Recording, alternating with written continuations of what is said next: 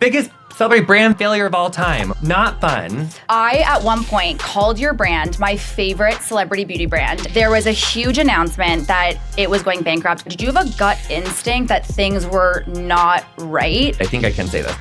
I don't want to get canceled. I think in my whole experience at Amorous, I think I'd been paid on time like no times. When they filed, I was like, they owed me a lot of money. That means I'm not going to get paid. Like, how did it get to that point? JVN Hair didn't go bankrupt. Amorous went bankrupt. Exactly. Amorous had almost $2 billion of debt at the time. The reason that I didn't have equity is because I didn't invest a cent in it.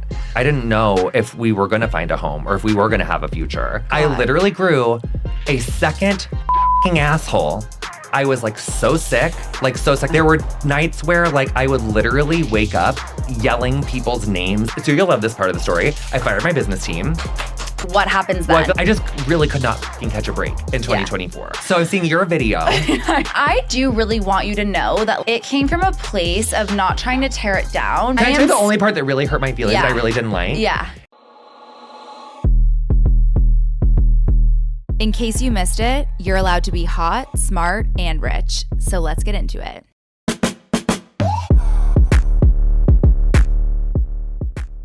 Holy shit. JVN, are you ready to get hot, smart, rich? I'm so ready to get hot, smart, rich. I feel like you already are hot, smart, rich. I'm just hot and smart. Okay, we're on the road to rich, which we're going to get into today. Yeah. So this is going to be probably the most intense interview I've ever done. Scared? I, at one point, called your brand my favorite celebrity beauty brand and potentially the biggest celebrity beauty brand failure. So this is going to be a lot, but let's just start how we always do, with consumption habits. What is the last thing that you put on your credit card? A bag. Which bag? A Birkin. A Birkin. Yeah. The next question I always ask is, what is the most expensive thing you bought? But that would be it. Okay. Yeah, right? No. Oh my God, what's the most expensive thing? Jewelry for sure. Or art. Okay, and what's the time frame of this? Well, I like to do this thing where when I make money, I light it on fire and throw it out the window. But I would actually say art and Hermes actually keep their value quite a bit. I have made good investments. Okay. Yes. And is this you using your gut instinct, or you have a team behind you that's helping you with this? I do have a financial team, but they're usually dealing with my gut instinct. Okay. You know what I'm saying? They're like cleaning up the mess. Yes. Okay, fair. So, like I said, I at one point fell in love with your brand. This is like early 2023. And by August 2023, there was a huge announcement that it was going bankrupt under Amorous, your parent company. Yes. So I want to go back to the beginning of JVN Hair and let's like tell this full story. So how long had you been in the public eye before you were approached by Amorous to start a brand? Well, I approached Amorous to start a brand. Okay. And I had been Queer Eye came out in February of 2018. The end of 2019, I had this idea to make a line based off of goal versus hair type. Okay. So that was like end of 2019. I started like sketching out and having some ideas. And then I was looking for a company to partner with that would let me use glass and aluminum. And I pitched to like a lot of other like incubators. And once I got to the glass and aluminum part, it like, they were like, oh. And then they're like, I'm sure we can do something else. I was like, no, I really am like committed to that part. So then I had been working with Biossance for like a year. And so then I was like, oh my God, was the partner right below, like right under my nose this whole time? Like, why am I looking at all these other people? Like, maybe I could start with whoever owns Biossance. And so that's how I got the idea to pitch Amorous on JVN Hair. Okay, so you pitch Amorous on JVN Hair, but you had mentioned on Los Angeles that you had a 7-figure opportunity as an ambassador with a very reputable hair brand. Yes. So why would you have turned that down to start a brand with Amorous? Like, what was fueling that decision? Well, I just thought it was kind of like this interlude of Solange's album, A Seat at the Table.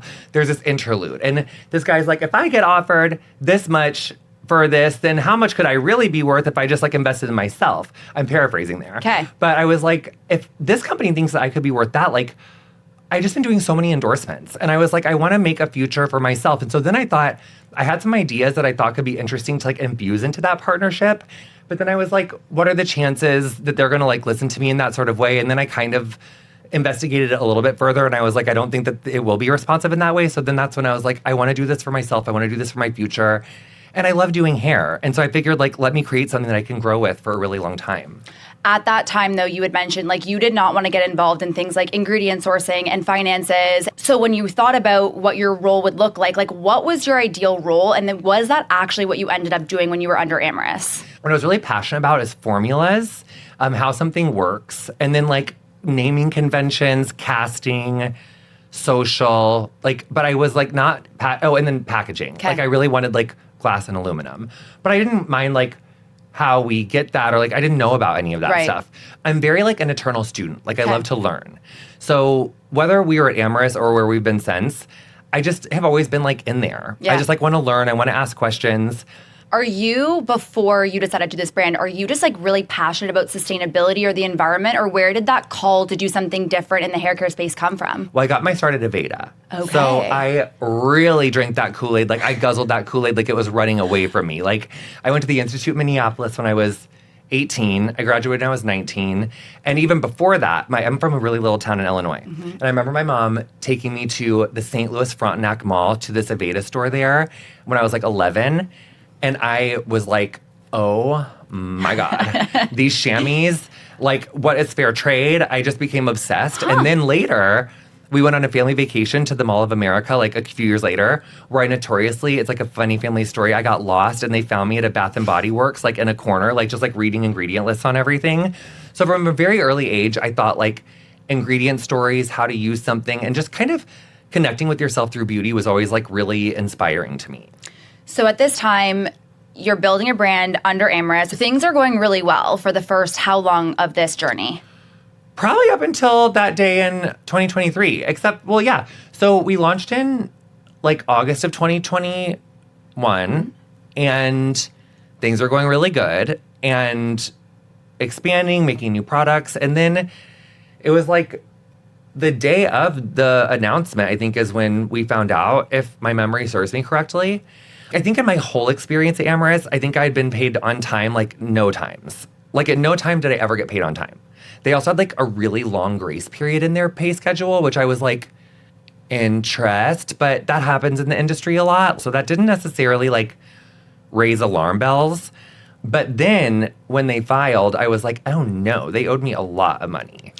Did you have a gut instinct that things were not right up until that day? No, there were things that happened. I didn't think it was bankruptcy or not having money, but I certainly thought like there would be photo shoots where we would do these photo shoots and then like we couldn't use the images because like the team hadn't been paid yet. And I'd be like, you guys, this like really affects our ability to do things down the road if we can't like get these selects and do what we need to do with our retailers and do what we need to do on our website. Like, what's the point in investing all this photo shoot if we don't like what's happening? Right. So that, but then there was always like a reason, or there was always like a chat. But the interesting thing, not interesting, haha, but like interesting, is that like our insular JVN Hair team, we can like submit all the invoices that we wanted to, but like a different team pays for it. There was like a shared team that like paid for like everyone's everything. So that was like really frustrating, because whether it was paying for something or choosing like where we sourced something or how we stored something for our brand, we didn't have control over that. So that was like really difficult. For sure, because also like you as the face are who people are coming to and being like, JVN hasn't paid me, when really your hands are tied, being like, it's not me, it's this controlled group that's doing it for all of Amorous's brands. Yes. Did you ever have situations where people were like coming to you being Yes. like, explain one of those to me? Like getting a call from someone who I really, really respect, who's like family member had like done like merch for us and was like, we haven't been paid for like a year. What do I do? And I was like, oh my God. So it's not just me. Interesting, because I'm going to ask you a tough question. So when you first joined Amorous, did you have equity in the brand? No. Looking back, naming the brand after yourself without ownership in that, is that a decision that you felt like you made too quickly, or you just didn't know the information, or what led you there? So picture it. Okay. It's COVID. We're picking the brand. It's like me and that agency. There's this like pitch deck, and it's like, we could name it something that has nothing to do with you. Like, you know, just like a name, like pretty hair. Right. Red shirt. Yeah. You could do one that's more named off of you, or you could do one that's like, there's just like, and so I was like sitting at my desk and I was like, JVN seems fun. Okay. Okay. So that's how much we did it. There's a lot of like, think now, or like do it now, and then deal with the ramifications later, which is not that fun. There's so many things that I would do differently with what I know now had I known it then. Yeah. And your team around you at the time, they weren't like, JVN, don't name this brand after yourself if you don't have ownership in it. Yeah, no. They didn't. No. Okay. So things go incredibly well. Like, you guys are the fastest growing hair care brand for a long period of time, 2 years, up until that day you're like, wait, I'm finding out that the parent company is going bankrupt. Can you take me back to that moment where you actually found out? I can't remember exactly where I was, but I just remember thinking like, okay, I wonder if they're going to sell all of the brands or like some of the brands. Like, I wonder what they're going to do. And then I was like, it wasn't for like an hour or two where I was like, wait, that means I'm not going to get paid. Like, I didn't realize. I was like, wait, that sucks. So that was just like a lot to take in. And then figuring out from that point, like talking to my team, it's like, they're not bankruptcy lawyers. They're entertainment lawyers, whom, by the way, none of my team had ever built a beauty brand before. For sure. This is like, also new. Yeah, with like any of their clients. But this was their first time in beauty. And also, the personalities at Amorous were like a lot. Well, and I feel like everyone can relate to that, where if you have an expert that is like built all of these global brands and they're telling you this is the way things are doing, it's honestly hard to question that, because you're being put in this position where you're looking up and being like, teach me your ways. It's very hard to stand up for yourself in that moment. It was in that like couple days process where my team and I are like, wait, we're going to have to like get a bankruptcy lawyer. Like, because you don't do that law. So like, that's like an added expense. As I'm realizing that like, I'm not going to have this large chunk of line item in my budget. And it's not just as easy as like, I couldn't have the people that were representing Amorous. Like, so just finding that I was like going to have this huge shortfall of money, as I'm like also needing to find like a new team to kind of help me navigate that situation. And I was like, I'm a comedian. So I was like on tour that entire time. I'm like on stage doing meet and greets. From the time that the bankruptcy happened to when we were sold, we like couldn't do anything. It was like the bank that's like representing Amorous is the one that's like taking all the meetings and finding all the buyers and kind of setting everything up. So it was a really like powerless situation to find yourself in, because it's like, it's not like I could just like go out and find somebody. It's like they needed to do it. And it wasn't really until the 11th hour. It went from being this like, don't worry, to like, oh God, this is bad. So there was like a good like 2 weeks there where I was like, I didn't know if we were going to find a home or if we were going to have a future, which was so sad. And scary. Yeah. Did you get told by the company internally, or did you have to find out like everyone else did through the press? We found out, I think that all happened on like the same day. Wow. It was like really close. There was like murmurings of like, is this a possibility? Could it happen? But we didn't know if it was like, if they would sell some of the brands or if they would like, we just didn't exactly know what was going to, so that was all pretty, really close together. So you're on tour, you're dealing with a million things. It's not like you're just a founder. You have a lot of things going on. When that gets announced, and then you do end up selling to Windsong Global in December of 2023. Like, what was that 3-month period or 4-month period like? Well, not to bring it up, but I literally, my body, like, there is this thing called a fistula where if your butt gets, like, your butt gland can get infected and it literally burrows a tunnel out of your body. I developed a fever. I was like so sick. And I was like, this must be COVID. Do I have pneumonia? What's going on? And then like I bent over in the mirror and I looked and I had like a literal second butthole. So that's how I was doing. Oh, God. I literally grew a second fucking asshole. So I was seeing your video with 2 fucking assholes. Biggest celebrate brand failure of all time with my gaping 2 assholes. Not fun. So it was just all around not great. Poor Teresa over here, our president, I literally found it as she was walking in the door for us to go into our like Star Trek shoulder to shoulder in my office, like Zoom interview. It was like Teresa and I were like shoulder to shoulder for like 10 days in like it felt like a crisis room, a beauty crisis room. Yeah. So emotionally not great. Yeah. There were nights where like I would literally wake up like yelling people's names that were on our team because I was so concerned. And because there was people who I'd worked with for 3 years at that point. There was people who I'd known for decades that I worked with through, friends. It just was devastating. Yeah. So like people's livelihoods, feeling like I was responsible for that. Also like the embarrassment, the feeling of like I trusted people that totally, led you astray. Yeah. So there's like a lot to deal with. So for the first half of that time, from like August to December, it was like, we'll find a buyer, everything will be fine. Then from like around like mid-October to like December, it was like not sure. And I just think like numbers were weird and I And it's like, I never was like in the P&Ls. I learned what a P&L was through that process, but I was never in that, prior. So then it got to the last round where it was like, wait, like what's going to happen? Because like I didn't want to go if it was going to be someone that was going to like compromise our integrity, like mess up our formulas.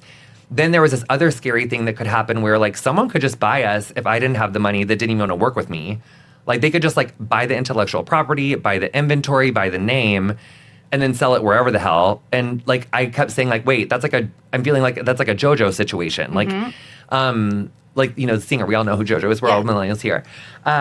So there was like someone who was like that. And then there was like 2 other people in like the final round. And so once I heard of like these 3 potential people, I was like, well, that brand I hope doesn't make a cute offer.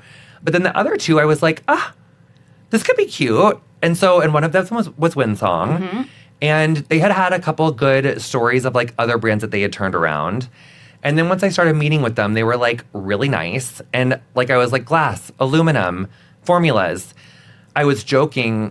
It's not that funny of a joke, but we had just reformulated our Nurture collection and changed the packaging. And I was like, oh my God, did this formula do it? Like, was this the one that put them over the edge? Like, I know I wanted to add the ceramides and everything, but I didn't mean to like bankrupt them and everything. But I was so obsessed with this Nurture formula, like Nurture and air dry cream. I was like, we have to do it. Well, we can't change them. Right. Like, and I'm really picky about that. I mean, I've been doing hair since I was like 17. So let's not lie on the podcast, since I was 18, but I think 17 sounds a little dramatic. But yeah, so I really wanted to make sure that we could keep the integrity of the line, because I was like, if I went through this much to get here, like I get that we couldn't stay where we were, and I get that we were going to have to make changes, but I just didn't want to do it if it couldn't stay in my integrity. And so Windsong really did make me feel like, yes. And so then I was just like, oh my God, I hope this other company that wants to JoJo me doesn't make a better offer. And then that didn't happen. Right. And so, yeah. So to call the elephant in the room out, I made this video because your products like saved my life. I was getting really greasy hair at the time, and your green formula and body is the only shampoo and conditioner. It's if you so were good. listening to this, if you have a slick back bun, it is the only thing that cleans your hair.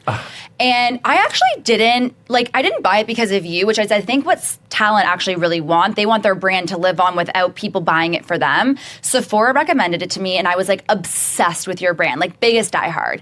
And so when I saw the news, I was kind of like I had worked with celebrities and helped them build brands.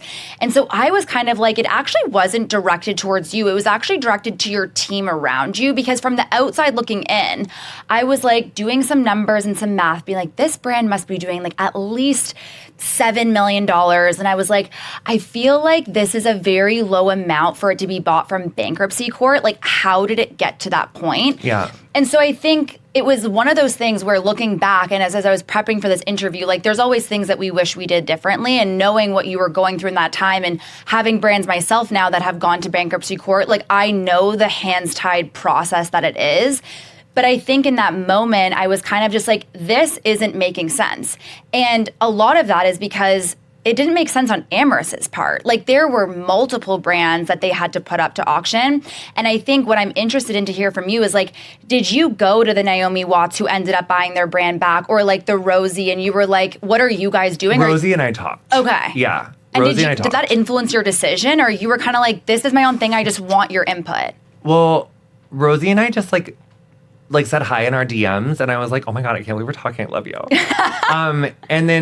And so then we were kind of just like talking about what situation we were in. I think the thing that I can say that we both expressed were just like, it was so nice to talk to someone who had been through something similar. Yeah. Of building a successful brand and then having the rug pulled out from under them. Because I think that's the thing too that's so sad or just frustrating for me, is it's like JVN Hair didn't go bankrupt. Amorous went bankrupt. Exactly, yeah. But I think, so as far as like the numbers are concerned, I think once bankruptcy happened, they were like really wanting like a big sale. Mm-hmm. They just needed like a big sale. Yeah. And once they got a big sale, they didn't really focus too much on any other brands. Okay. And so for me, because I didn't have equity, in which, remember like in Behind the Music when Left Eye was like, how does a number one selling like girl band like go bankrupt? Get out the pen and paper and get ready to do your math. That's how I feel like I'm about to like do that right now. So when we started the company, the reason that I didn't have equity is because I didn't invest a cent in it. I got a really good signing bonus, and I got a really good monthly, and I got bonuses off of a monthly. So because they invested so much in it, they were like, okay, you're not going to own anything because we're investing all of this money. But in success, in like 3, 4, 5 years, we'll come back, we'll renegotiate. And so the goal was to have equity at some point, but we weren't having it at the very top. And so if I could do that again over not like shoulda, coulda, woulda, like it's good for me knowing in future. But one really interesting thing, I love how I keep saying interesting, haha, but this part I would think about differently. I remember when I started JVN Hair, I was like, this is my legacy and I want to be with this brand in like 50 years. I always want to be able to do hair. I always want to have hands in my hair. So like an exit plan or like selling and success was like never on my radar, like ever. Cause like I just was like, I just want to have like a great office where I can do hair. Like I was so naive, so much so that I was like, I don't ever want to sell, even if it is successful. Like, and now I understand how that goes. It's like you sell and then you stay with it. Like I didn't know that you could do both because I was silly girl. I was trying to learn how to be an author and a stand-up comedian after having been a hairdresser. It was like a lot, like so much was changing. In that bankruptcy process, I could feel from my end once Biossance was sold for a better number, they really didn't they didn't care too much. Whereas prior to that, they really cared. And then I definitely felt like a shift where like once they had like a number that they felt like was better from one of the companies, they were like, they just wanted out. They just like wanted to be done. Which kind of worked for me because I didn't have equity. So whether we sold for $10 million or 50 cents, it didn't make a bit of difference to me because I wasn't going to get paid any extra or less. So I think that's just kind of what I was thinking. I was like, I just wanted to find a home that I trusted where we had more ownership of the financial side. And that was one thing with Windsong that they were just like so amazing about. Okay, I'm so excited to learn more about the Windsong partnership now. But one of the other questions that I have in the bankruptcy process, when the bankruptcy was announced and you finally gained control with Windsong Global, did it affect sales at all? Walk me through that process. I mean, yes. And I think also 2024 was not a great year for me. There's just a lot of turmoil. There was like a lot happening. But I think a large reason, the bigger reason why our sales were impacted is because in that bankruptcy process, inventory couldn't get paid for. So there was just like a clog in the system of like even having product. Because with like distributors and the like factories who make our products, like if they were like not being paid, they were like not releasing stuff. So there was just like a huge shortage of inventory through a lot of that. I think that was the biggest reason. And then Amorous was like, their business model was like growth at any cost. So they would spend like any amount of money basically to make any amount of money, which I always thought was weird, but I didn't understand. Like VC, I didn't understand like that venture capital life. Whereas our company now, Windsong Global, their growth, but it's like measured growth, and you need to do that because you're running at a profit, not because you're lighting money on fire and throwing it out the window. I also think in any transition, like even in the best of situations, sales are going to be affected because in our case, we already had inventory that we were up against, but then also like Amorous spent so much more money in advertising, whereas like Windsong, we have much smaller spends. Yeah. So like our ROAS needs to be like way more effective. And so like we need to be like way more like choosy about like where we spend our money, how we spend our money, what's the assets that we're putting money behind. Like that's a way bigger deal than it was where we were. I'm smiling because you sound like such an experienced CEO. It's so amazing. I listened to your episode with Tori Dunlap, which I loved. You've done love her. 2 with her. Yes. She was on yours. You were on hers recently. And she makes me feel really safe. Yeah. So I feel like I talk way more with her than I do normally. Okay, well, I loved all of the episodes. And I think like your vulnerability and ability to like really help people who feel the same way. Like money is not something that they can control or they just like don't understand it. And I think a lot of the time money is such a mindset. It's like how you think about it is actually going to dictate what your financial future looks like.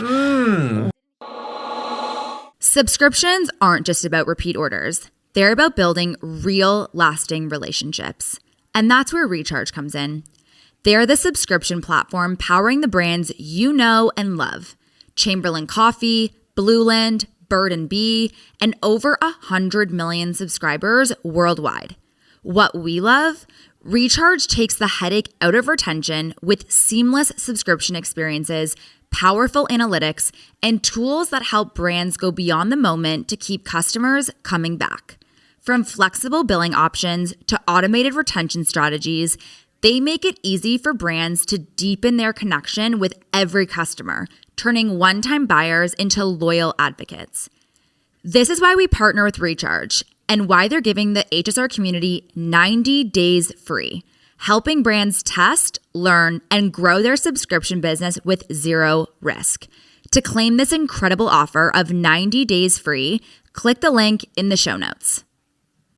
One of the things that I actually was so fascinated about, and I really wanted to ask you, because you talk on her podcast about how this experience kind of changed your catalyst for personal finance evolution.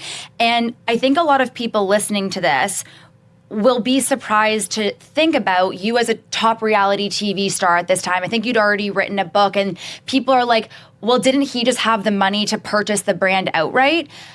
What do you think that this experience has really done to you in your personal finance journey? I mean, at the end of the day, top reality star, self-employed. Mm-hmm. So for any self-employed entrepreneur, you would know. And I kind of had like similar financial habits, whether I was making like $30,000 a year or $3 million a year, which is like impulse buy now, think about it later. And I've worked really hard to budget. I've worked really hard to be more proactive about it. And I think it was the trauma of realizing that I was going to have like a 7-figure shortfall of something that I thought I was going to have. And knowing it's like, not only does Amorous have employees, like I have like 7 full-time employees. Yeah. I also found out through this process that I was like one of less than 10% of American companies that, with firms of under 10 employees, that pay for all of their health insurance and all of their 401ks. So, I mean, I also pay above industry standard, like on all of my roles. Wow. So navigating that with a shortfall, trying to keep myself happy and hopeful through that was really hard. But I think that it also just, it taught me like, don't live so close to the edge. Which I think is important for everyone to hear, especially in this world that we live in, which is like show and like expend beyond your means. But it's like being able to have that safety net to figure out, like, you never know what's going to happen is so important. Yes. Okay, so Windsong Global comes in December 2023. It sounds like you were really excited about this. Yes. Did you have a say at all in who bought it? Or walk me through the process for where you have these 3 buyers and you're like, okay, I want to go with this one. What happens?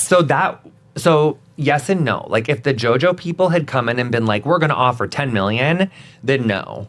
Because Bankruptcy court would say, we need to pay off our debt. We're taking the 10 million. Correct. Amorous had almost $2 billion of debt at the time. Which, just to be clear, that's $2,000 million, you guys. Yes. I do this whole bit in my show now. When I realized that a billion was like 1,000 millions and not 100 millions, wow. That's why billionaires aren't supposed to exist, you guys, because that's 1,000 millions. It's insane. That's so much Hermes. It is so much Hermes. So many houses. You can make a house made of box Kellys and just replace it any time there's like even like the tiniest little scratch. So they have almost $2 billion worth of debt. So of course they're going to take a $10 million offer versus a $1.25 million offer. So if that had happened, that would have been like really sad. But I also think if that had happened, I probably would have had legal recourse to like step away. Yes. And so I do think that ultimately Amorous did want a more beneficial working relationship between me and whoever, because it would probably make their life easier later. So I didn't have a say, but I think everyone wanted, because I wanted to stay with the brand and I wanted to preserve like as many people that we were employing at the time. That was my number one priority. So I think that had a little bit of weight, but the biggest weight was like who was going to pay the most. So it goes to Windsong Global. Yes. And I'm really relieved. What happens? I can't remember where I was on that day, but I remember when it happened, like I had just had my butthole surgery and it was really painful. And Teresa was like, stop telling me about your butthole all the time. And I was like, I'm so sorry. I can't stop talking about my butthole. It's like, I just literally cannot stop talking about it because it just hurts so bad. And this is just so crazy. And I can't believe that my body, like, I grew cannot. a second butthole. Yeah, like I cannot believe that my gay body betrayed me in this way. And so, yeah, I was just kind of dealing with that. And then but there was like weeks there, like in like that like November to early December, where like every time I would like walk into my bathroom and like look at my products, like it was like Julia Roberts and Pretty Woman was like, lay a whisper. And I was going to be like, no! And I was like, look at my shampoo and conditioner in the shower and be like, no! I'm going to go get fucking Backlash. I never want to see it again! And I was just like so sad, but I never did throw my stuff away. I never threw it away, but I was like, I just like looked at it and I was like, why? I feel like fucking Nancy Kerrigan in 94. I was just like so upset. And then when I realized that we were going to have a future and we were going to have a home, I was like, oh my God, it feels so good to not resent you girls. That was such a rough 3 weeks. I didn't want to like feel about like that about you guys. I just love you so much. But the thought of us like not having a future was like really sending me. And it just made me feel so sad. Yeah. But I had 2 buttholes. So it's just like so much. So you fix your butthole. You only have one now currently, yes, thank correct? God. Okay. Yes. I've just been, can I tell you though, after that, I was like, okay, if I do not have colon cancer, I am so, like, if my butt's fine, I'm so getting on GLP-1s because, like, ow, like, I cannot, because, like, my body was just betraying me, like, left, right, and center. And so that was, like, a huge turning point because I was in so much, like, physical and mental and, like, emotional pain that I was like, I am done being stuck. I'm, like, done not feeling good. Like, I will do anything to feel better. And so it really made me, like, I fired my business manager. So you'll love this part of the story. I fired my business team. Because I was like, y'all are crazy. That was, I think, what I wanted, because I was on celebrity teams. Yes. So I was the person that was helping these people build brands. And like, JVN, I have to be honest, when I was first negotiating equity deals for clients, like, I had no fucking clue what I was doing. I was like calling my sister, who's a CPA, like head of finance at a brand, being like, what am I doing here? Like, how do I like do with this deal? I was trying to hire investment bankers to help consult for me, being like, how do I negotiate equity for this client versus like, so I took it upon myself to really like help these celebrities feel empowered. And so that was the video where I was like, he needs to fire his team because this is not something that like, he didn't go to MBA business school. Like, and so I'm so happy to hear that you did that. So you fire the team. Well, I still have like my agents and my legal team that got me into that deal. And so we talk about that sometimes, but that's okay. The other thing too that we did when we went with Windsong is I do have equity now. That's what I was going to say. So which like, is so exciting. How did you guys structure it now? Like from that day forward, you're like, I have a new home. I have new partners. Like what happens then? Well, I feel like my team kind of learned from their mistakes, which was good. And so now I just have like a base equity no matter what, which is amazing. Yeah. Then in success, it can be like a different one. Okay. And then I also can get like bonuses based off of EBITDA, which is cute. So now I know what EBITDA is, which is really fun. So that's kind of how it is now. So like in success, if we sell someday, when we sell someday, I will stay with the company because I'm such a control freak. I have to be with my girls. So you now have your people, both your products and your actual people. So did the entire team from Amorous come over or did you lose some people? There were layoffs that happened in that, like, I think right when bankruptcy happened, I think we lost a couple people there. But that's the crazy part is that, like, most of our team stayed. And most of them are still with us. And they are, like, some ride or die, like, loyal, hardworking, creative people. Well, you guys have the best products in the industry for hair care. Like, I swear. That's why I was so upset when this whole thing was going down. Well, it really is different because, I mean, we are silicone-free and we use hemisqualane, which really is, like, a fundamentally different way of approaching hair care. Like, air dry cream, if you don't have a hero product, it's really hard to, like, to buoy yourself through anything. And so that, luckily for us, and not to, like, take credit, but, like, you're like, I came up with that. I did. Yeah. Okay. I did. Yeah. The name, the formula. I mean, I worked on it with it on a chemist, but I mean, that was like. Which one is it? Let's hold it up. Okay. And to me, and I mean, I've been doing hair since I was 18 years old. This is the most universal, beautiful product. It literally works. If you put this on detangled hair, like 1A to 4C, it will just make your texture come out and be so much better. So our sales stayed strong. It wasn't like they like, you know, cratered. But some of the biggest, and Teresa, our president, told me like, from the very beginning, she was like, this year is going to suck. Like, transition years suck. And they always are going to suck. And the numbers are going to be shitty. And the market meetings, you're going to want to, like, run out of there sobbing. And it's just going to suck. And I was like, in the first market meeting that we did after the transition, I was like, I literally said my exact words leaving that. I was like, that felt like a drive-by shooting. Like, literally, were my exact words. Just red. Just nothing but red on those graphs. And just all these corporate people in Sephora, and I was like, oh, this feels bad. But wow, what a slog. We really turned it around. We got so much better, so much stronger. So at the beginning, it was about like optimization, obviously. And I think that like people thought it was going to be an easier transition than it was.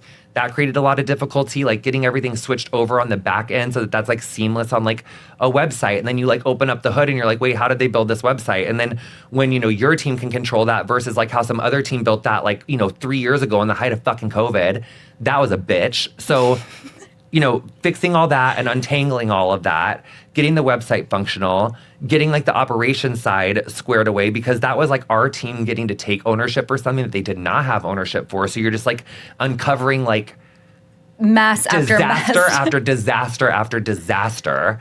So then I started filming Queer Eye season 9, like the end of March. And that was just like knock down, drag out, gut wrenching, so much anxiety. I can't even tell you. And actually, I've never said this in front of Teresa before, but I'll say it now. There were like times in that transition where I was like, I don't know if I want to do this anymore. I don't even know if I can do this anymore. Like my soul has just been catwalked on by like stilettos, cut like Valentino stilettos, but with like little like razors on the end of those little diamond things. And I just felt like I had just been like, and I also think like in an election year, when you've been like an outspoken political person and you're a brand founder, there was like so much tension there. And then like topping off my 2024, like ending up in like a $220 million like pro-Trump campaign, I just really could not fucking catch a break in 2024. So that was a lot. I mean, I really feel like every kind of nightmare that I ever hoped wouldn't happen to me in my career, like kind of happened to me within the space of like, I don't know, 6 months. So to come out the other side now, and when I found out that we like were going to get the opportunity to expand into Ulta, like massive. And I've never really talked about this either, but like through some of that, like I had advertisers leave my podcast, just taking so many hits like to your reputation and to your humanity, and having people question like, are you a good person? Are you a bad person? Are you an idiot? Or like, there's just so much all in that time. And so coming out on the other side, when we started, like when advertisers started to come back, and when we started to get better opportunities, and when our sales did start to get better, when we did that really hard work of like fixing all of those systems and getting our operations better and being able to take control of our sourcing and how we advertise, how we do marketing, how we pay things for social, how we do photo shoots. I mean, we changed how we do everything outside of literally packaging and our formulas, which is really expensive. Yeah. But we have not touched it. So I'm really proud of that. Honestly, not to sound like a wokey left girl, but I think it's because I'm queer. I mean, I had to do that my entire life. Like contracting HIV, growing up in a really conservative community. Like to this day, if someone says faggot, I'm like, yes. Like, I mean, I was so mercilessly bullied, like verbally, physically, like never felt safe where I was from. And I think that's why as an adult, like, I just feel like there's a part of me that just, and I've said this my whole career, like, I feel like I'm in a constant state of shock because it's just so much better. Like, I feel like, and even if I had never gotten Queer Eye, like just going to the salon and being in a salon in a city where I had like a community and like clients, like I felt like, Ariel with legs. Like, I just felt like I had made it, So even if I had never done Queer Eye, never done JVN Hair, never had a podcast, never, sold Stand-up 4 New York comedian, Times bestselling novels, well, 3 bestselling novels, 1 bestselling children's book. Not that anyone's counting. But I would have been happy and fulfilled because I love doing hair. So that's one thing I'm really lucky for, that I did have that North Star that I've always loved. But I think that's why I've been able to pick myself up, is like I learned from a young age that like you need to be able to like entertain yourself, and you need to have something that like you are excited for, or you won't be able to make it in life. Not even like successfully, like you will not survive. Yeah. If there's something that you are not passionate and excited to do. Or you have a mission. Like, I think that's what like I always look for, and even like influencers or brands. It's like, do you have something that's going to pick you up off the floor and get you to that next place? You've also talked about the fact that you are a people pleaser. So how do you, on the one hand, have that trait, and then on the other hand, you're able just to like get through the shit of it when you're in it? I learned from a young age that you need to be able to entertain yourself, and you need to have something that like you are excited for, or you won't be able to make it in life. Not even like successfully, like you will not survive. Yeah. If there's something that you are not passionate and excited to do. Or you have a mission. I think that's what I always look for in even influencers or brands. It's like, do you have something that's going to pick you up off the floor and get you to that next place? You've also talked about the fact that you are a people pleaser. So how do you, on the one hand, have that trait, and then on the other hand, you're able just to get through the shit of it when you're in it? I don't know. Well, I mean, so much of my therapy has been like in finding my centered self, like in internal family systems, which is this like in parts therapy, which is like what I do with my therapist a lot. It's about like cultivating your centered self, which is really like all of us have a centered self. And that's like the one that's like really clear and compassionate and calm and courageous and centered. And so it's like working on like finding who that is and getting out of like my people pleaser part, or the part that I have that's really polarized with my people pleaser part is my irritated part, which has also historically gotten me into trouble. So like getting both of them to like calm down enough so I can just be like calm and centered and like feel like I'm in my power has been like what so much of my therapeutic work has been. I feel like if I was you, I would just be waking up and be like, I'm literally just trying to make people beautiful and make people feel good, and I'm getting all of this criticism for that. Do you ever just wake up every day and just be like, why is this happening to me?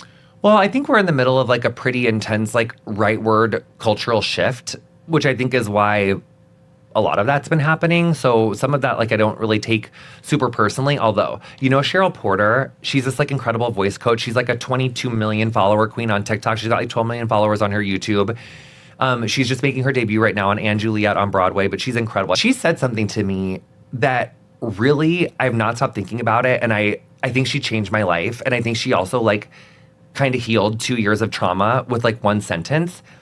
I said something that wasn't even like all of the story about what we're talking about, but it was something about me feeling embarrassed or like shame about something that had happened publicly. And she was like, you have got to stop thinking about yourself like that. Like, it's not about what happened to me. It's about what can I do for people? Like, you have this huge platform. Like, what can you do for people? What do people want from you? Like, stop thinking about like, oh, this happened to me because I had this. And it's like, no, like being of service isn't just like going to volunteer or like going to like, you know, donate something in a soup kitchen. Like being of service is like, what do people need from you? And I was like, oh my God, I'm so passionate. I'm so creative. I'm all about exploring self-acceptance and like figuring out like how to get in like a better relationship with myself. That, I mean, my literal mission statement is to spread self-acceptance by modeling joy and curiosity. It's literally what my mission statement is. Love that. And it always comes back to that. So I was like, girl, like, stop thinking about this criticism. Stop thinking about the failure. Stop thinking about like, oh my God, these things happened to me, and start thinking about, and it really was like, she took a fucking gong and like rang this like bell, and it almost just, I was like, huh. And it was, so I think she Hoffman'd me already. I think it happened like 2 weeks ago, because it's really, I like really responded like differently to like so many public, not so many, but a few public things that have happened since that recording where I'm like, wow. You just launched into 700 doors in Ulta, which is like huge. Because what I read from your Glossy article that I loved, it goes back to your mission of like being a Midwestern, like that's where you were born, is in the Midwest. And Sephora's don't reach that clientele as much as they reach like the New Yorkers, the LA. And so being in Ulta is such a huge accomplishment for you. Yes. You're met with controversy from people being like, he is a male, biologically founded brand. Do people know that also like Olaplex is also like a male founded brand? Like they're like Andrew Rosen in the women's fashion, contemporary fashion category also is a male founded brand. So I guess for you to be met with that controversy when that should be a moment of celebration, like when do you draw the line of what you say and what you don't? Because there was a lot of like conversation on like, oh, this is like what society is normalized. And I was like, yeah, I can agree with you on that. Like, we're normalizing thousands of children being starved to death in front of our eyes. We're normalizing people being blown away in our schools. We're normalizing literally women being forced into birth. 60 million women in this country don't have access to reproductive health care anymore. That's what we've normalized. We've normalized people getting shot and killed in broad daylight and then going to work an hour later like nothing happened.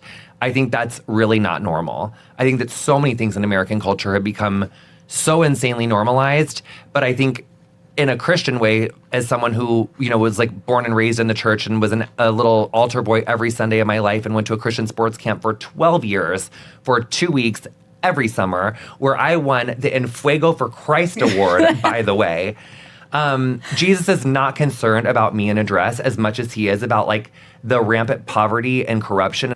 In a world where like we have really not that many reasons to see the best in each other and hope the best for each other, I keep thinking about being angry at conservatives or policies and thinking that like, okay, well, me being angry about that and using my platform to talk about how pissed off I am about that kind of feels like me. It feels like what I really want Chick-fil-A, you know, but I know that's bad for me. They don't even support our community, you know?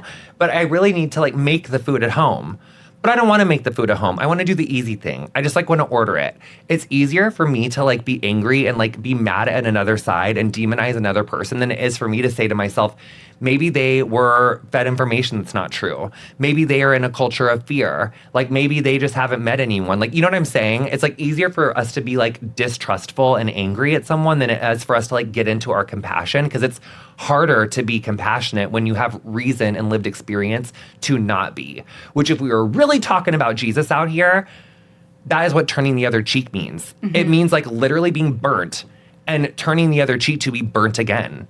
But the point is, I think that's really what his message is about, is turning the other cheek. You're meant to be compassionate with people. You're meant to like not judge people.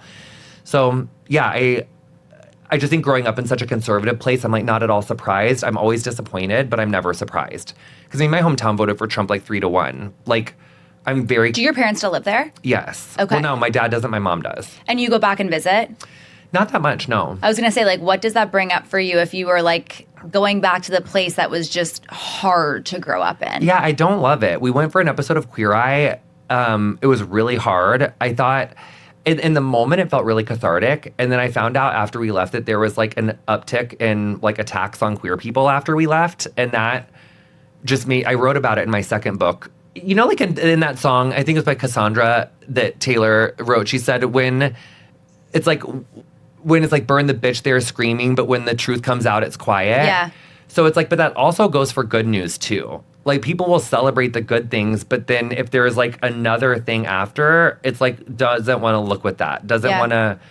Well, I feel like that's even true for your success too. Like people are happy for you to a certain point. And it's like, I realized too that it's like heavy is the head that wears the crown. Like when you start achieving and you add to your list of like, you know, I am a stand-up comedian that has sold out tours and I have best-selling New York Times books and I'm a beauty brand founder that has risen from the ashes and I'm doing this again. Like it's so hard to rationalize as a human where it's like, as soon as you keep going up and up, people are just waiting to tear you down. Yes. That is hard for me to rationalize with because I'm just like, we're so here for when things are going badly. And then when things are going well for people, we don't want to celebrate it if it's too much for us. Yes. Yeah, it's interesting, right? Yeah. Can we talk about Queer Eye for a second? Yes.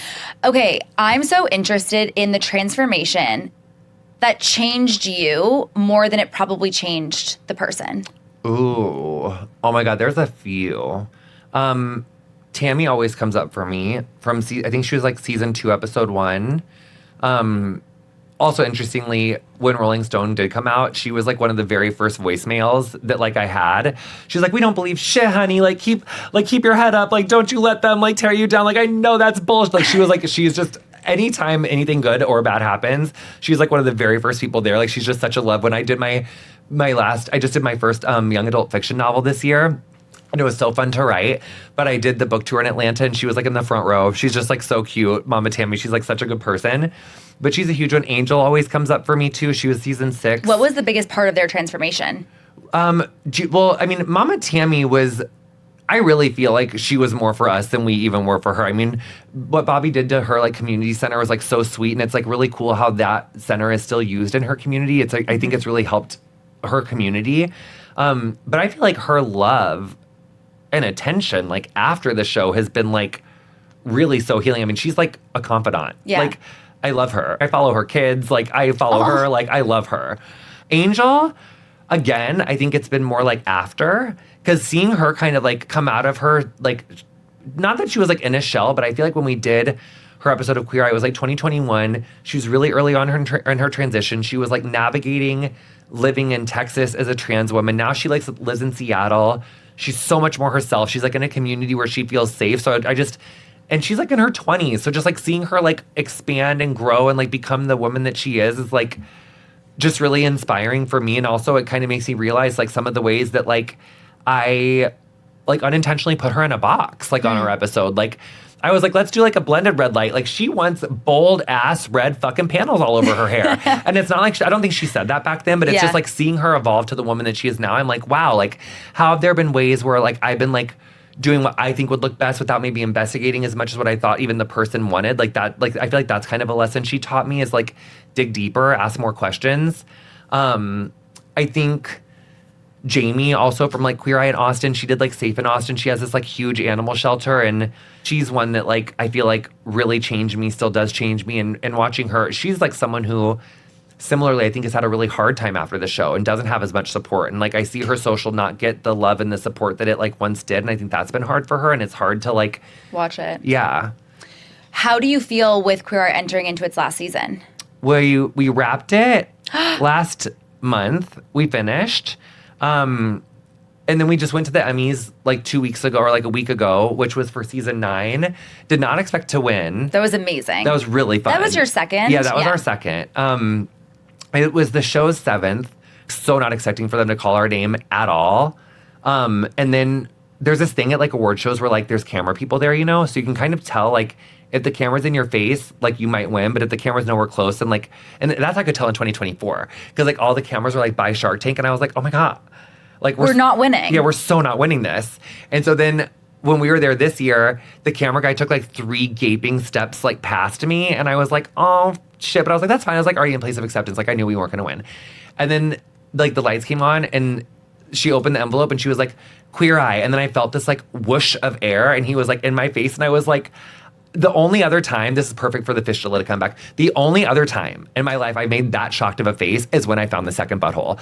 I literally, my face, like I forgot that I was in glam. Like when they said Queer Eye, I was like I palmed my face all the way. Like I knocked off lashes. It was so, I cried. It was so fun. It actually was like the most fun win of anything I've ever won because I totally did not think we were going to, and I'd already accepted not winning. Like I was so just happy to be there. And then I was like, oh my God, the gala is going to be way more fun now. And it was. So do you think that you'll do reality TV moving forward? I hope so. I think it needs to be like the right project. And I also think like my mission statement, I'm serious about that. Like I really want to spread self-acceptance by modeling joy and curiosity. So it's like, if it doesn't fall in line with that, I also have been like, I'm working on a fiction project right now and I've been learning how to, I really like writing. And I also, with JVN Hair, like this morning, I spent like 3 hours like shooting our air dry cream, like jumbo stuff or like our jumbo content. I did like 3 models' hair. I did my model's hair. Tomorrow I have a whole salon day to make social content. So I really get like my hairdresser and like artist like mind satiated in doing our models and like prepping our models and doing all of our photo shoots. And then when I'm not doing that, I really am either like working on stand-up or working on writing something or my podcast, which takes up like so much of my time, as you understand. So that's kind of like what I spend my time doing, but I would love to do unscripted. I think the other thing about unscripted TV is like not in a good place right now. Like Lizzo, I just saw did this really good TikTok where she was like the age, she's like, I'm Lizzo, I'm a multi-platinum recording artist, and this is why I tell you that like the golden age of like music videos is dead. I was like, I need to do a hook like that where it's like, I'm on like one of the longest running Netflix shows of all time, and let me tell you why unscripted is like, because if it's like no network is willing to take a risk on anything. And you have to like have such insane numbers for them to bring you back a second time, which is why us making it for 10 seasons is like unheard of. Yeah. Can I tell you my thesis or my hypothesis? Tell me. Is I actually think that brands are going to be funding a lot of the unscripted shows. They already are. Yeah, but I'm like, so are you familiar with that brand Built? Yes. So they did that like Roomies series, and then InStyle did the like intern on social media. I feel like JVN Hair is gonna do like an unscripted thing. Yes, I love that. Yeah, like I just feel like because realistically, the consumer, at least of JVN Hair, like they want to see you using the products. Like, how do I fix my hair like this? And how do I do this? And how do I do that? And like, it's not just about that. And that's what I realized about my show is like, yes, we could be an everyday like founder podcast, right? Where you just talk about the brand, but that is so not real life. Like your life is existing at the same time you're building a brand. Yes. And so I wanted to create a space where it's like you learn about who the person is as they're building the brand as much as you're actually learning a tip or a trick. And I think think that's so true with where content is going is like people want that longer form of the brands that they're obsessed with because you've created this world of JVN. What are the 3 words that you would describe JVN Hair as, actually? Ooh, expressive. Okay. Inclusive. And maybe it's like expressive, inclusive. I think people like throw around like the word holistic. So that's what I mean when I say that it's kind of a fundamentally different way of approaching your hair. If I had to do packaging again, I was really in like my row phase, and I still am in my row phase. Like the row? Yeah. Yeah, okay. I'll never like fall out of love with Okay. Mary-Kate and Ashley. Like they've just had Same, me in I like a love them so stranglehold since much. I was like 2. And like I think about that part and It Takes Two, and she was like chopping. Like I just loved them so much. I can't get over how much, you know that part, right? Yeah. So that's why all these are beige. Because I was From the row. Yeah. I was like, to me, when I think of like expensive luxury, I think the row, I think beige, I need timeless, I need classic. I would make these like brighter and cuter now. And if you notice, like our line has evolved like brighter and cuter. Yeah. So if I had that to do over, I would totally do that again. I was like, everything needs to be beige and timeless. And then I realized that in Sephora, it ended up looking like a fucking locker room stall, and because everything was beige.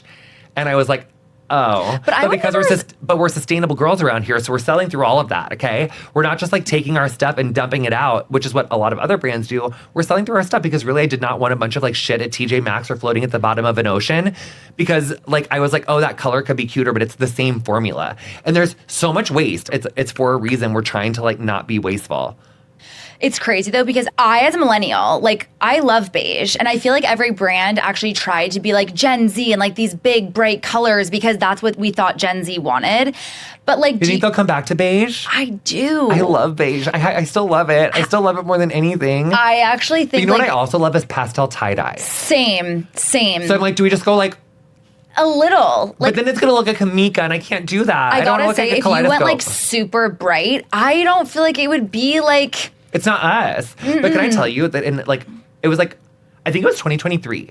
And me and T were like, you know, it's such a hot color. And we were like, butter yellow. And then we were like, because that's when we decided to do our dry shampoo and like our styling line, like expanding into more of like a buttery yellow. So like, it's still like supple and like refined. Because if you notice, when the row branches into color, they'll do yellows and limes. So it's like if the row doesn't do it, then I don't want to do it. If they've never done it, then I'm like, I can't do that color. That's kind of like a barometer for me.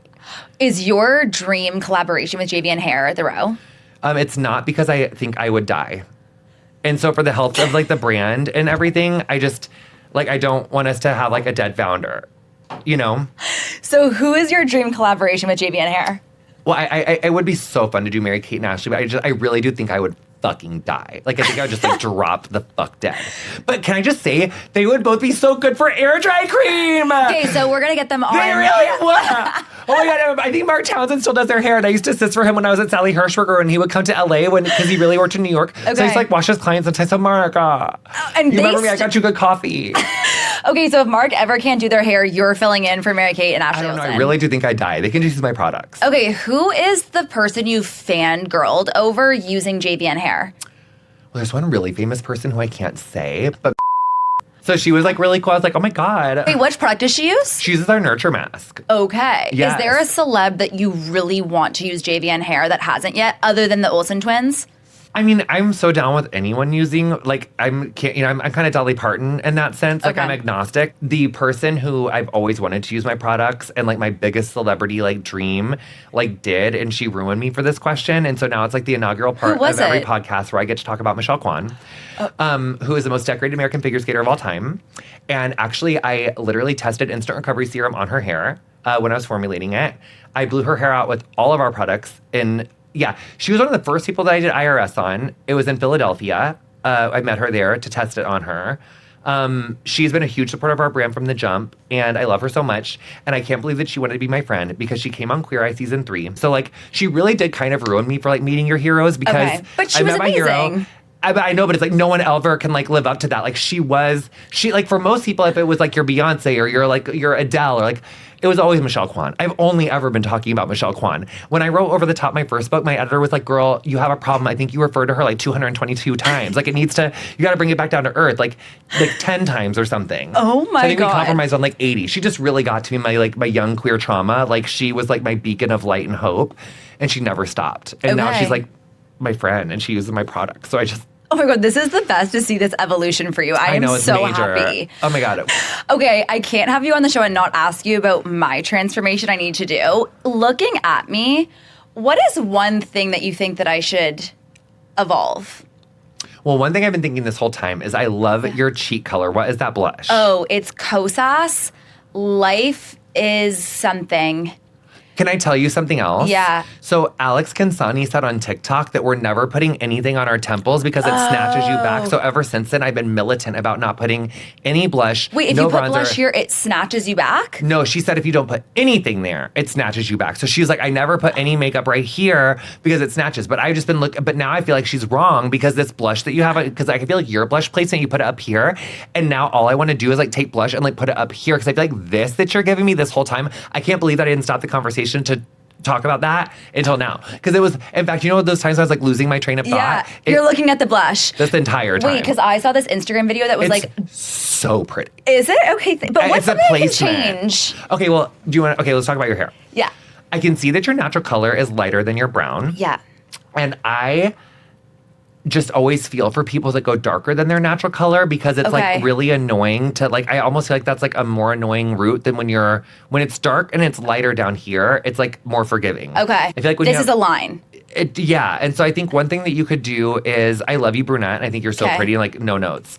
I just like hate lines of demarcation and I hate having to deal with them because I think it's expensive and it's time consuming. So what I've been doing with a lot of my clients is switching them from permanent color to semi-permanent color. Okay. Because it has a softer grow out. And then that way, as you wash your hair, it like sloughs off over the next like 30 to 40 washes.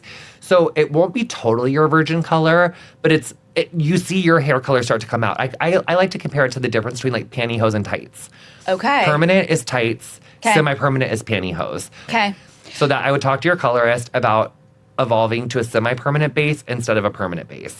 Okay, one other question. Do you see these hairs right here? Yes. How they separate? Should I laser this so it's not disjointed? As someone who is living on borrowed time for my hairline because everyone in my family is like bald and I don't know how I still have hair at 38, I could never advocate for someone lasering hair off their head. It just feels... But look at this, Can we transplant it? Can I come with you? Can we transplant it into my hairline?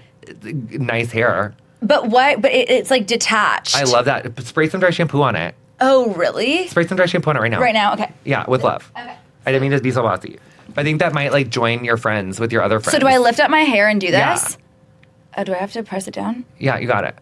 Oh my God. I always feel like Blake Lively when she was on her press tour when I do this to people. Okay. I'm like, Oh my God, JVN just did my hair. I think I met my celebrity crush in real life. God, I'm so honored. Okay, wait. What do we think? You have great hair. Thank you. But the hairline is a problem. It's not a problem. You know, I almost wonder as if it...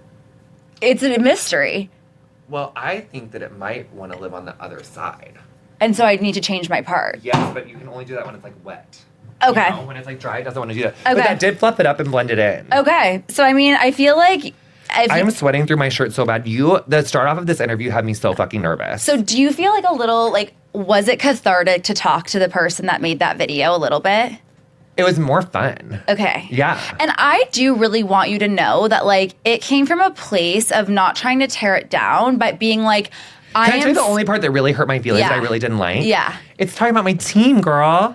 Because my endorsements, I've known those kids. I was meant for the business manager, like the person who, like, really, but next time you do a video like that, be more specific. Okay. And because there's such a big team, and then they're like, oh my God. And then they're like, oh my God, do we fuck it up? And like, are you mad? And because like that video went far and wide. So my team, you had them shaking in their boots. And they got mouths to feed. And can I say, like, the thing about me is that you're Canadian and you guys just really are direct. But you're really nice. And also, like, I'm sorry. Like, if it, like, hurt you. Do not apologize. Anything would have hurt me. Looking at me the wrong way would have hurt me in that time. I was very sensitive. I know, but I just want you to know from a place of, like, I made it because I am such a fan of what you've built. And I was, like, so confused I also felt and that sad. too. Yeah, like, if you rewatch it, which I did a bunch leading up into this interview, I don't feel like I came at it from a place of, like, oh my God, this is so embarrassing. It was like, what happened? Like, this is crazy. And I really just feel like what you've done with this brand and, like, everything that you've gone through is probably the most impressive turnaround like I have ever seen.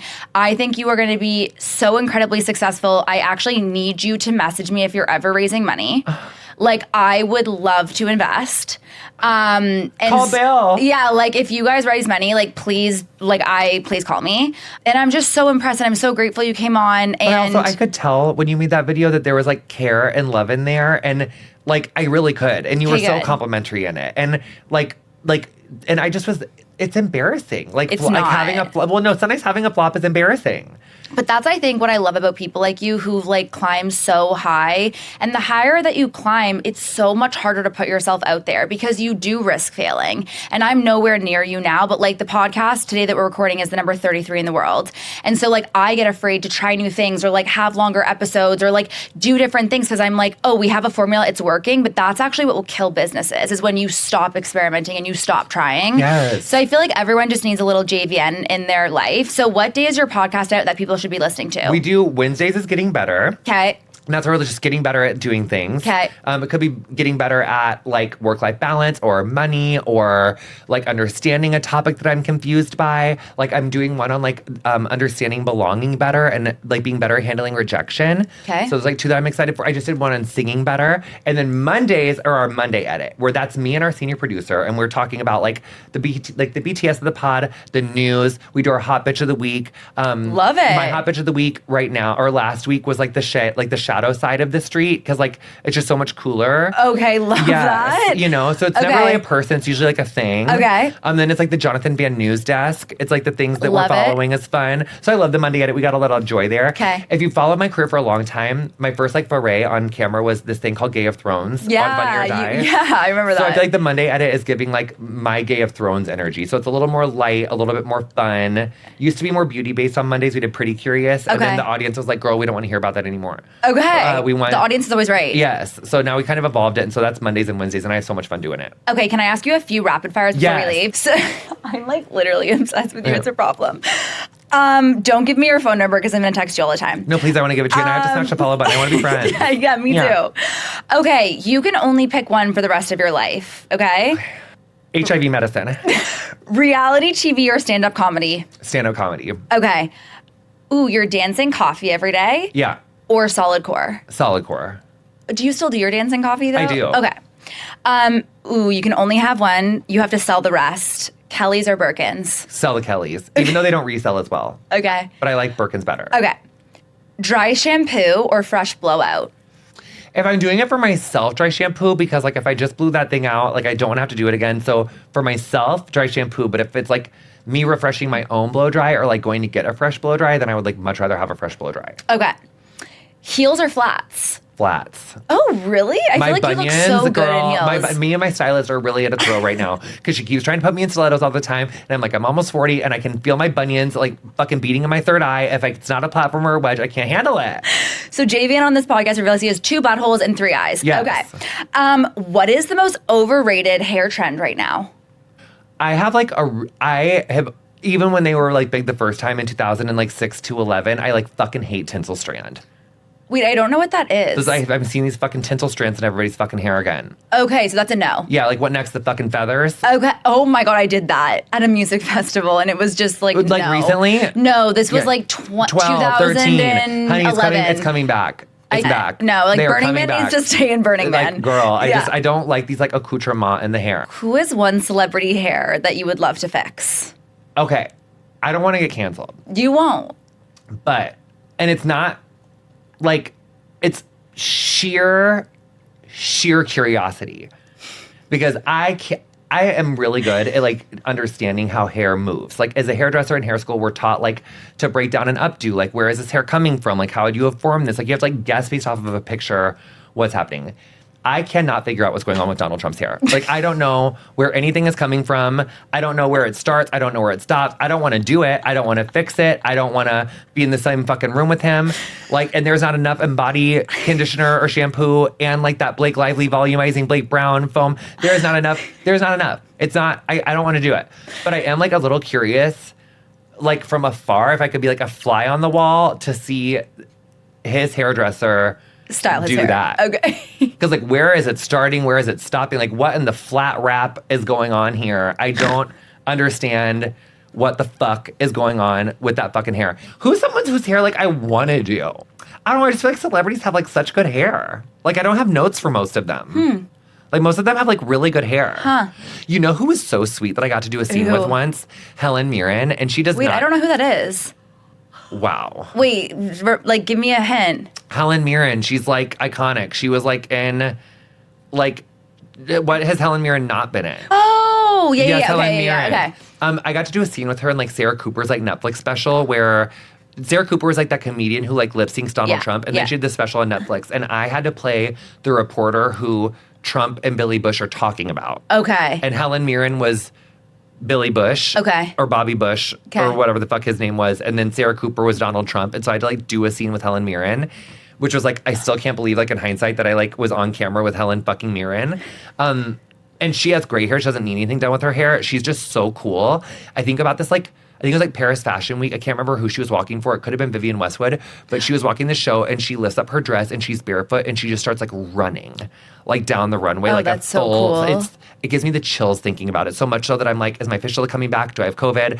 Like it just, like, I don't really either of those things. I'm just saying the thought of her doing this run was like, she's just a bad bitch. Like Helen Mirren is so cool. Okay, so you want to do her hair. Yeah. Okay, manifesting that for you. Last one, do you mute or unfollow people? I unfollow. I like that. If you're dead to me and you've absolutely like unfixable damage, I unfollow. Except for Okay. this one girl who I was drunk that was one of my really good friends, who I just unfollowed because she hurt my feelings. So if you're watching this, Monique, that's why I unfollowed you. But it's not because you're dead to me. Will you follow her back if she apologizes? Do you hold grudges? Yeah, I'm working on it. What's your birthday? March 28th, I'm an Aries. Oh, but I feel like they're not Although grudge this identity holders. expert on the Today Show said that we shouldn't tell people our birthdays anymore. But I feel like mine's so publicized, like, what do I care? Wait, also, I just read something, I think it was in the New York Times, that actually, like, our horoscopes are very off from when, like, I need to find this article for you and send it to you, and I don't want to butcher it, but basically, like, the stars shifted so much that, like, when you actually search your birthday, it's an interactive article in the New York Times. I actually have like identified as a Gemini my whole life. Apparently, based on what the stars were when I was born, I'm actually a Taurus. Are you trans zodiac? Well, I think that everybody is. Oh my God, we're all like trans zodiac signs. Oh my God. Yeah. JVN, I think you were probably my favorite interview. I'm dead serious about wanting to invest in your brand if you ever raise money. I'm so impressed with you. I'm so grateful you came on and shared your story. And thank you so much for doing this. Thank you, and I'm so excited for your success. And come on, like top podcast queen. Thank you. Yes, I'd love to have you on mine sometime. I was like, where can people find you? I'm the most active on Instagram and TikTok. I'm at JVN on Instagram, and I'm at JVN_official on TikTok because someone got my fucking name on TikTok. Wait, who has it? I don't know, some boy whose name is JVN, but he seems really nice and he's like young, and so that's nice for him. Have you ever asked, can I buy your name? No. Okay. I don't want to. Okay. I'm just going to have my little JVN official. Okay, well, we can find you on JVN and JVN Official, and thank you so much for coming Thanks on. for having me. Mwah.